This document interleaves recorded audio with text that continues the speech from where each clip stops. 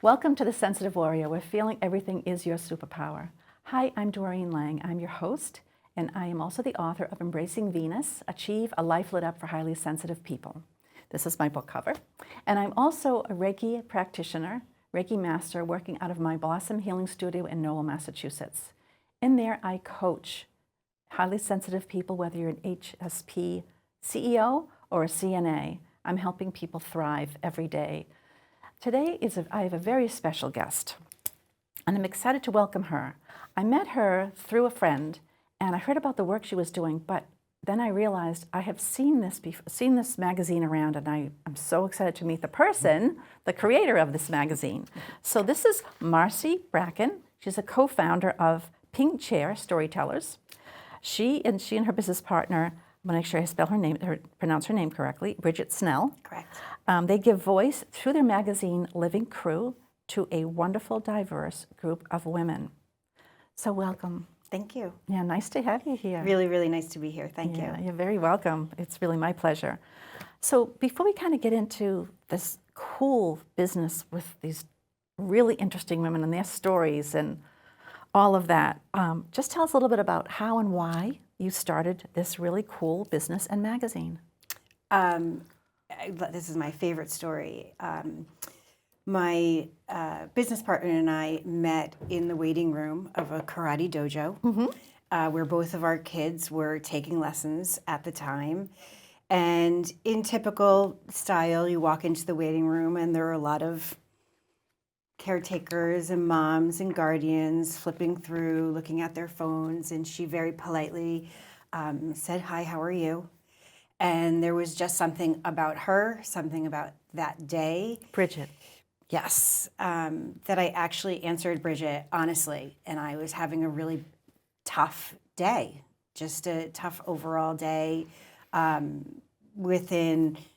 personally within just... Sure, we get them. Yeah, as a parent, it was a tough one. And I had never really known that there was another answer to that question of, "Hi, how are you?" I'm great, how are you? I know, right? But I discovered a new answer when I said, you know what, I'm not so great right now. It just exploded. I can't think of any other word to use. Our relationship exploded from there, and our mission became very clear on why we met.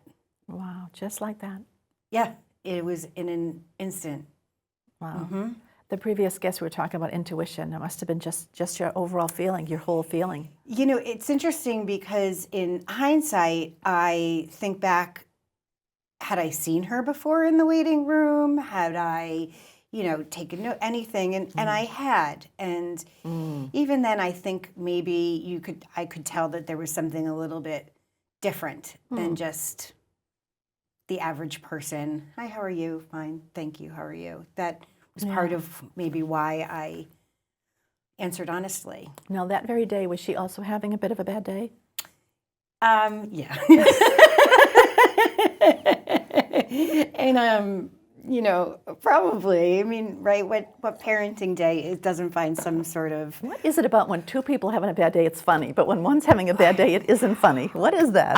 You know what? I don't know. I don't even know. Yeah. It's you know what it is? It's community. Yeah.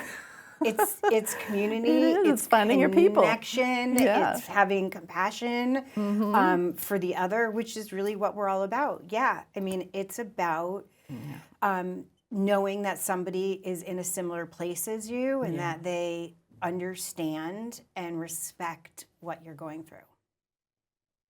Well said. Well said. Thanks. So then you left your bad day. I left. Well, very quick. I left my bad day and stalked her on Facebook to apologize because I felt shame. I felt embarrassed that I had said all of these really personal things and been just that we're vulnerable, right? I just let it all hang out. Of course. But yeah, then we continued talking, we continued bonding, we continued having some really fantastic conversations about very real things. from friendship to religion to our upbringing, Wow. why we were who we were and how we had gotten to this point of being together. Very similar people with very, very different backgrounds.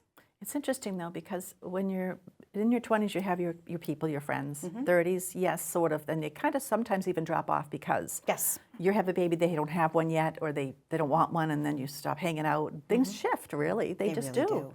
And even into the 40s, because you tend to be more family-centric, right? Correct. And then 50s come, and I don't know your age, you look amazing, but I'm just saying when you get there, all of a sudden, friends really matter to you, but you really can't see them anymore because you're busy, because you're working. Now they're even more precious to you. Yeah. So this was really kind of also a new friend.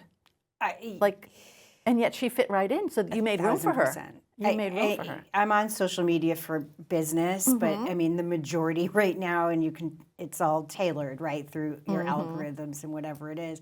Probably every other post is, we love our best friends from childhood, but don't forget that best friend you met while in the thick of things in your midlife, who, So you true, know, because it's so interesting because you're kind of both there, and you just got lucky to find each other. Yeah, you don't have to have those years and years. Exactly. Yeah, that's so interesting. So how did you guys birth the magazine together? Well, we ended up spending COVID together. That would do it. Thankfully, as our Now friendship you're both grew, married? Yes. You're both married, so you're still coming together with all the life. Okay, this is a strong bond. Absolutely. And thankfully, our kids got closer, probably because we put each other in our bubbles and forced them to be in bubbles with us. Right.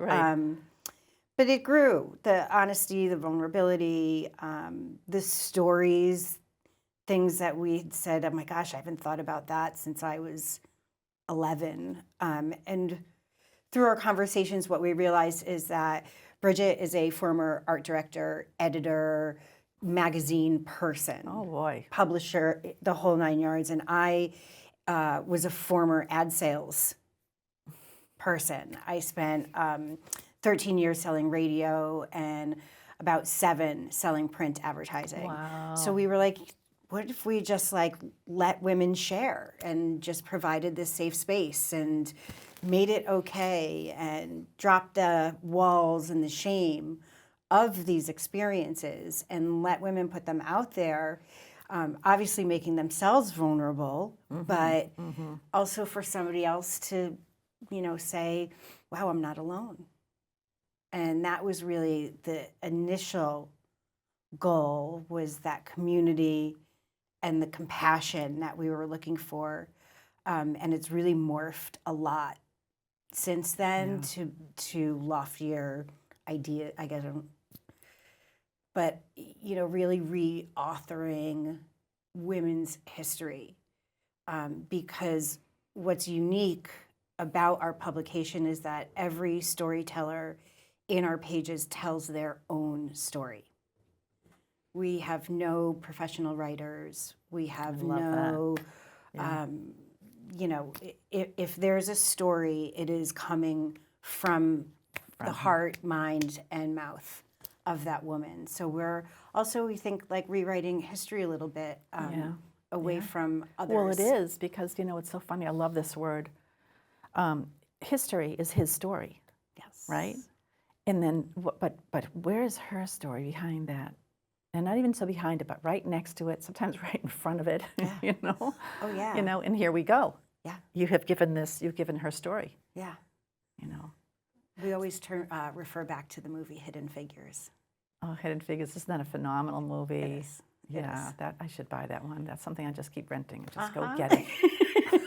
Yes. I love it. So I was actually looking online this past weekend because I knew we were going to sit together. And first of all, beautiful magazine. Thank you. Beautifully done. Pictures are beautiful, but not just because it's glossy and pretty, but they look so authentic. There's such authenticity in this magazine. It's incredible between the photos.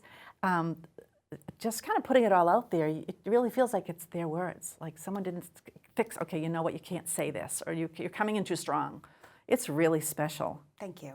Thank you so much. And We do little to no editing, and that often surprises people when we say it. We'll take out the ums, the likes, Yeah.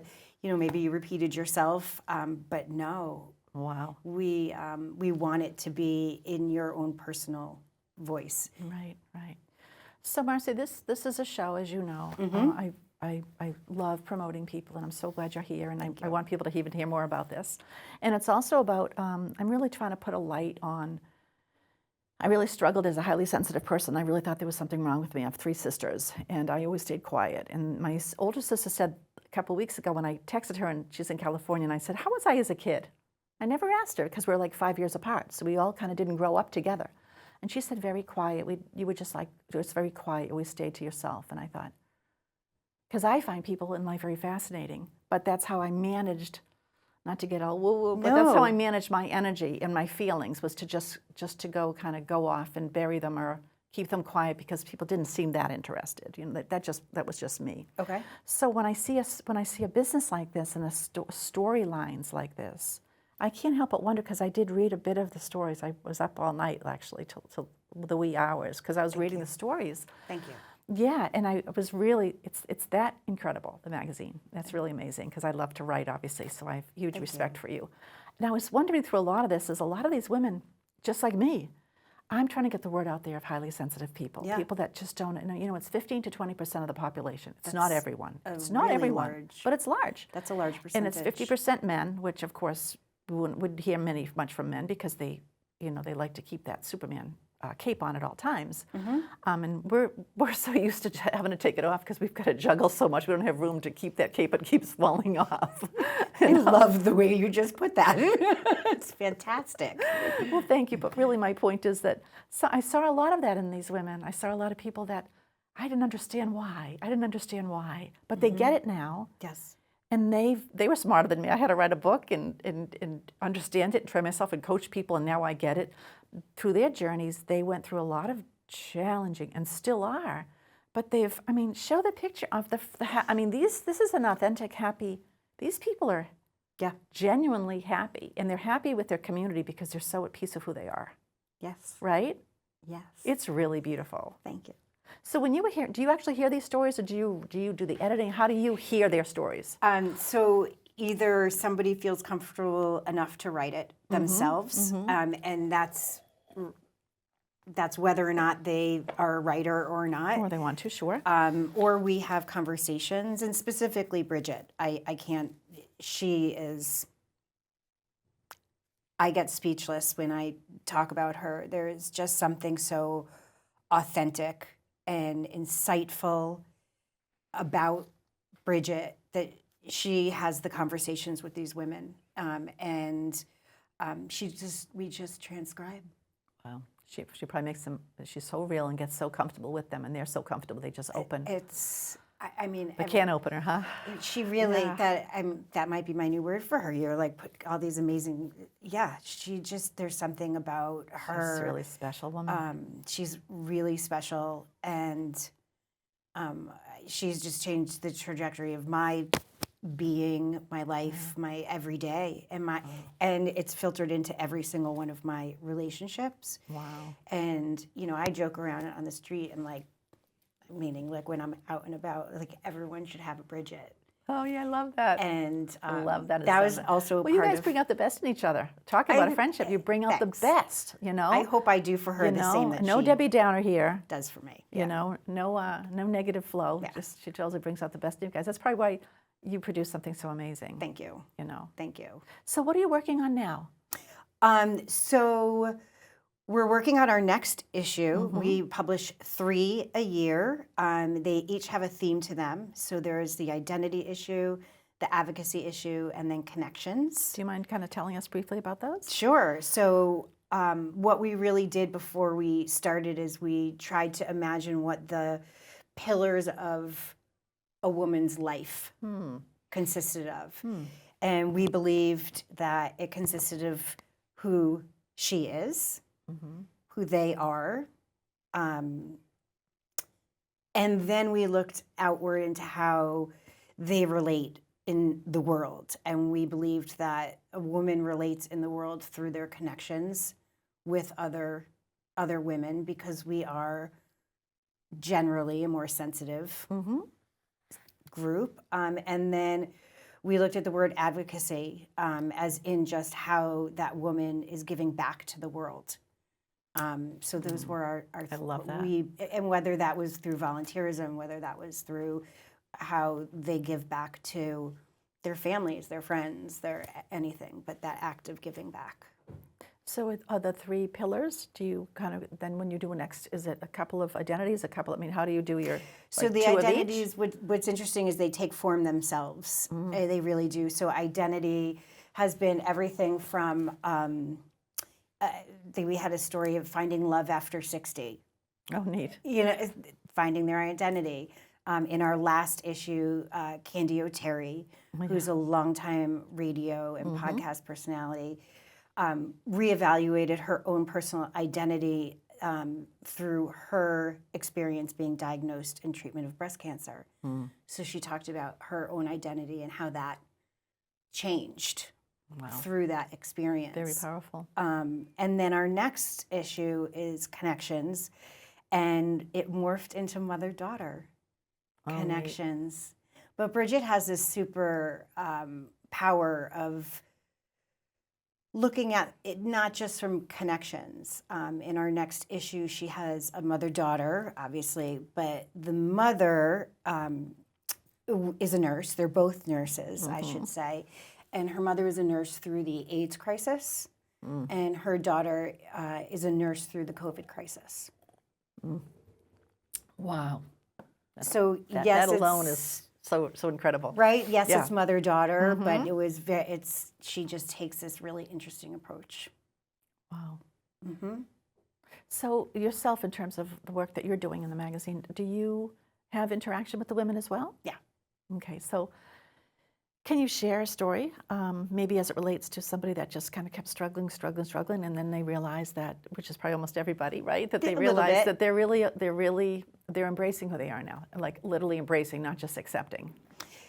Yeah, there's one story I always go back to, a woman by the name of Katerina, and she wrote a story about her transition from male to female. Wow. And it was just powerful. Absolutely. And People have trouble getting their head around that, so anything you share is probably honestly helpful for people. So, and that was, I think, what I loved so much about the way that Katerina told her story is she was a husband, a father. She had a great job, I believe she was a business owner, employees, and just wasn't happy. And her line that she used was that she was really tired of living small. oh, tired of living small. And that she just felt like she had the capacity to be larger in her life. Wow, that was brave, because it sounds like she did that, right? Yes. Yeah. Wow. And I do think, the sensitivity part, to bring it back to that, is that there are a lot of internal struggles that a lot of the women who we talk to are going, or have been going through, are going through anything. And what our goal is, hopefully, to let these women embrace that side of them, to be able to say, you went through your whole childhood and you just didn't talk about it. You thought maybe you were different, I would think, in a way. I have my own personal, but what we wanted to do is to be able to say, like, these are all, everything is normal. Yeah. I mean, everything is normal, and we all have a story and a background and experiences that make us who we are. Yeah. And those are beautiful. Yeah, it's so true. People come into my Reiki studio and they say, something's got to be wrong with me. I just can't stop worrying. Or something's got to be wrong with me. I am just so angry. I always think to myself, this world would be so boring if everyone was like a robot and it was just the same thing. Everyone just came in and came out. It would just be, but not to disrespect the challenges people go through, because they think there's something wrong. But you know, I tell people we're all a product of our childhood. You know, we're all on a journey. It's not over yet because we're talking to each other. But the sensitivity is definitely can be a real challenge for people. Yeah. So this particular person, Katerina, Katerina. what I find fascinating when people are able to do that as a sensitive person, which if he was, the biggest challenge with people that are highly sensitive is empathy. They feel so deeply for others. They don't want to hurt anybody.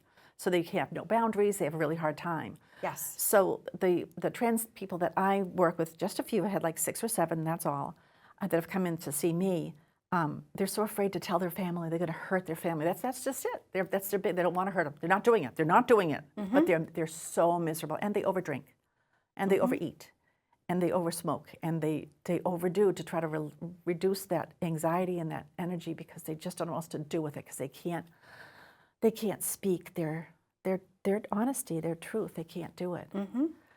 So I actually kind of get a little thrill when I read something and their family is like on board. Right. Right? What? Okay. Yeah. And sometimes it's you know, after that what? They love them so much that they end up loving them. They still keep loving them, but just in a different way. Yeah. Because they love them. They don't all of a sudden not love them. The love has been invested in them. Yep. You know? Yep. So the story on the identity, I found that to be just full of such interesting stories. Yeah. Yeah. Yeah. Absolutely. So tell us just a little bit about the advocacy one. What's kind of sticks out for you on that? Because that one's kind of that's kind of what we do normally, right? Women, we just constantly giving back, right? We do. I mean, I think that's where we find our own identities, a little bit. We wanted to really just, and a lot of what we do is we're talking about our next door neighbor. We're talking about the person down the street. We're talking about, and it goes back to that random person sitting in the waiting room with you, the doctor's office or the karate dojo. So we really wanted to talk with women who were doing extraordinary things just in the background because that's what they do. And and give them a voice. Yeah, and just say like, you're good. We see you. Yeah. We recognize we hear you. Yeah, I love it. Yeah. So I noticed on your site you'll say you do have a little opportunity for people to, really to submit themselves. Yes. Right? Yes. So how does that process work? So that is Brilliant Bridget. You don't like her at all, do you? God, she's just really so nothing. Take it down a level. Yeah. But that's Bridget. I mean, you can absolutely send her an email, which we get unbelievably a lot. Do you? Of women saying, this is a very brief part of my story. I overcame XYZ, or I've lived as a highly sensitive person my entire life. I would love to share this story. And she will examine and see if it's something that she'd like, that she thinks would be helpful to other people, no doubt. Well, so that I was going to say that's the litmus test. Right. Is, will this story help? Will this resonate with people? Another woman. Yeah. Yeah. So. Yeah. And then a lot of it is just, this is what I do out in the world of talking with people. And it's so interesting what resonates and what doesn't, though. It is so interesting. I did a library talk recently, and it was like 20 people showed up, and we had some weather, and it was 3 people. 3 people showed up after all, but everyone was just like, "That's me," because it's all about who's going to show up, and who can resonate with it, So, wow, that's interesting. So, what is your goal for the magazine? Is it to, or is that something you can share? So, goal. You're already reaching your goal because you're doing such great work. I don't mean that. I don't mean that. I meant, do you have any kind of next step? We do. I mean, we've really positioned it in. Yes, we have local women, absolutely, but we also, Katerina is from California. Stories from all over the country and hopefully the world at some point. And so we would love to share our pages and just keep expanding our territory and expanding our community. So how do people get a hold of the magazine? So right now we are subscription based, so you can go onto our website and subscribe, Which is? Pink Chair Storytellers with an S. So Pink Chair Storytellers. What was the name Pink Chair? Where did that come from? Well, first our chairs in the waiting room is where. It just happened to be pink. Well, that's a little bit how easy. it That started. was easy. Well, why 'cause recreate the wheel? Well, we were in folding chairs, so they were not that comfortable. So then we reimagined our chairs, and then with the pink chair, we wanted to create this space of also sitting down, making yourself comfortable, feeling good, and being able to share in that space. Now, do you have men applying, submitting? Not yet. Interesting. No one's trying to work their way in. No one's trying to work their way in yet, and I don't know what would happen. Yeah. If they did. Yeah, you'll have I'm to not talk sure. to Bridget. Yeah, I'm not sure. Bridget probably has some thoughts on that. Oh, she absolutely. And she probably already had thought of it too.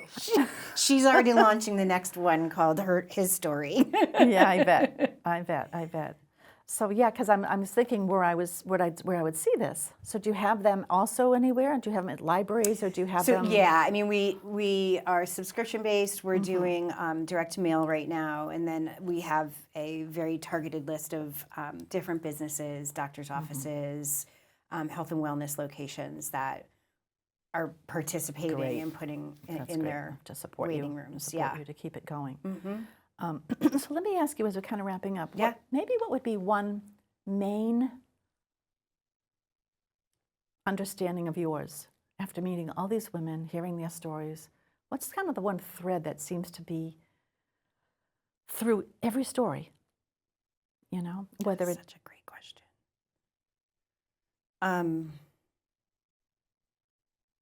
I think the thread is taking very sensitive, emotional, personal experiences and giving those experiences words, and whether you're giving the experience power or taking away that experience's power over you. This thought of letting it out and being yourself and being able to share your truth. And we always go back to the words raw and bold in our storytelling. I feel like they're heavy stories, but our storytellers and our readers, I think, leave our pages lighter. So it's cathartic as well. Yeah. It's so interesting, Marcy, because when I wrote my book, it's true. It's a true story. And there is a couple chapters of my father and myself, and I think interesting and truthful. But it affected my older sister, neither way. My next sister, who's older than me, she was upset by it because she has had a different experience than I did with my father. And my younger sister, she lives in North Carolina. We just don't see each other much. She's just kind of does her own thing. And my brother didn't read it. So it's interesting because I only say that because it just makes me think of these women, honestly, this is so brave, but it's all about their story. It's their truth. Yes. And it's really important sometimes to say the truth in the story, because at the end of the day, you know you're not going to make $1 million on it, so why are you doing it? You're going to do it because it's going to help you. It's going to help you get to a better place. And hopefully, give back to someone who's going to read it and go, well, I'm not so bad, or I'm so lucky, or this is me. You just summarized it. I mean, and in going back to your sisters, everyone having a different experience, and that's why that first person and I respect that account is so important. And so important, to crystallize too. Because you have to know that being raised by the same parents means absolutely nothing. Right. I mean, you might have had the same rules. You can't date until you're 18, whatever. Right, but they change again. That interaction and that's a sense that, right? sensitive. That's Those it. are our feelings. Those are our emotions and how we're relating to people, and they're all different. And you're perfect just as you are. Yes. Yes. Yes. You're perfect just as you are. Yes. This has been so really fun and very unexpectedly delightful. Oh, thank you. So nice to meet you. I was so excited to come here Oh, I'm today so glad. and I'm talk so with glad. you. Hold up that beautiful magazine. Oh, thank you. This is our As I most should. recent one. This is absolutely, absolutely beautiful. Thank and, you. You're so welcome to be here. And so thank you all for joining me and Marcy Bracken with Storytellers. And if you'd like to reach out to her, reach out to me and I will connect you the same day, Doreen at blossomhealingstudio.com. And if you're interested in, you're ready to embrace your sensitivity and learn more about it, reach out to me. I'm more than happy to reach out back, and let's jump on a call and find out how I can help you. Again, Doreen at blossomhealingstudio.com. And thank you for joining us. I'll see you next time.